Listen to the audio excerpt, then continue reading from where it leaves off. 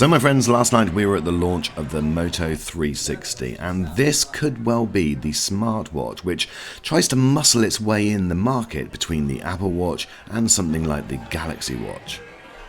So initially, when these launch next month, there's going to be three models: the Rose Gold, the Phantom Black, and the Steel Grey. What do you think about those names, and what do you think about the actual design? Leave a comment below. Do you like it? Is it better than what we've got at the moment? Now, the thing that may slightly confuse some of you is the original Moto 360 was made obviously by Motorola. This is being made in connection with or in partnership with Motorola by a company called eBuyNow. There's a little question about thickness, but I imagine that's down to the battery, and they are promising all-day battery life and always on display. So this is the design. As you can see, there's nothing unusual there. It's a 1.2 inch circular AMOLED display, which is 390 by 390, and like the Apple Watch Series 5, it's an always on display.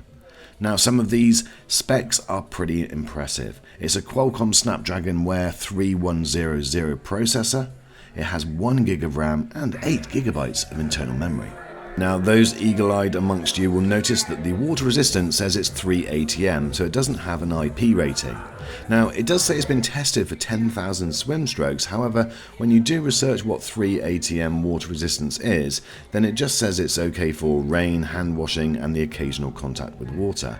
So it'll be interesting to see whether, if you went swimming in this, would the warranty protect it. Now, anyone from the company who wants to leave a comment and let me know, then I'll make sure I pin that to the top. Those of you wondering what this looks like against the Apple Watch, well, here it is against my Apple Watch Series 4, and I think it looks pretty good. Certainly the screen level, the brightness is just as vivid and just as sharp.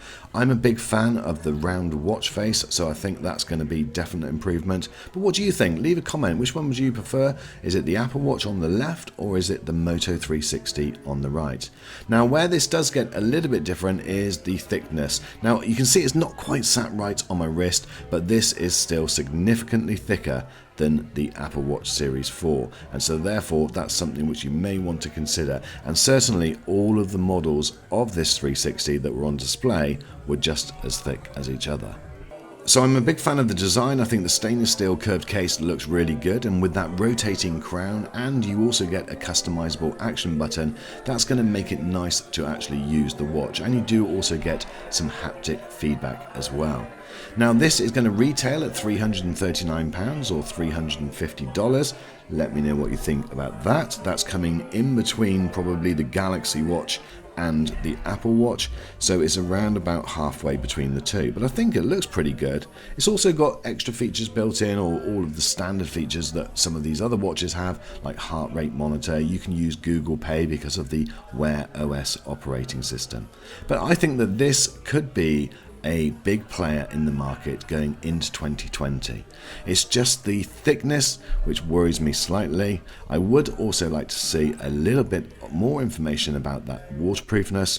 Is it something which is going to be covered in a warranty? But guys, you be the judge. Let me know what you think of it. I think it looks great, and the thickness, certainly if you've got a bigger wrist, I don't think is going to be any problem at all. And as these photographs I took show, it certainly looks like a stunning piece of kit. Leave a comment and let me know, guys, in the description. Thanks as always for checking out this video, and as soon as we get our hands on a real finalized copy of this watch, we'll bring it to you first. Thanks again, my friends.